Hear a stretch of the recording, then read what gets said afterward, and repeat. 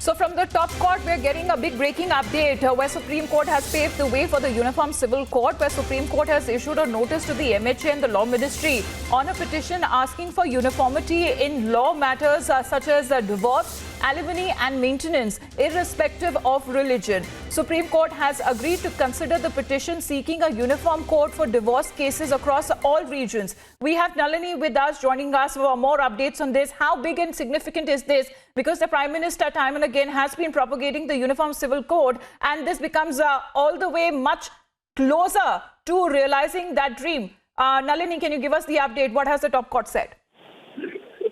Well, absolutely. And Amita, there is no doubt about the fact that this decision of the Supreme Court to actually go ahead and hear this petition that is asking for a uniform code for all cases of divorce, irrespective of the person's religion across the country, is going to reignite the debate when it comes to the Uniform Civil Code, because this is definitely one step forward when it comes to having one Uniform Civil Code for the entire country. Now, the Supreme Court, although has said, the bench headed by Chief Justice of India, that they are very cautiously issuing notice in this matter, because we are going to delve into the issues of personal laws and as to whether or not personal law should apply in matters of divorce, alimony as well as maintenance, or whether there should be a uniform civil code. Irrespective of that, notice has been issued. The Supreme Court has asked the Ministry of Home Affairs as well as the Law Ministry to both reply to this petition that was asking for a uniform civil code when it comes to the matters of divorce.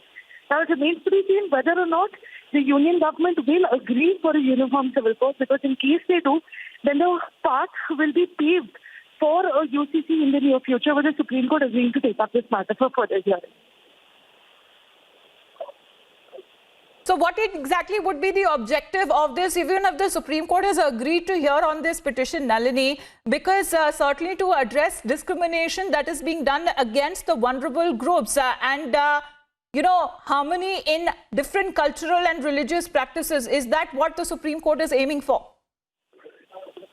Well, Amita, that's exactly what the petition was asking for, because the petition was essentially in the interest to protect women, asking for laws to be made uniform, because there were a lot of religions and a lot of personal laws under which there were women that were being discriminated against on the basis of these personal laws, because the laws were in favor of a particular gender or a particular class of people.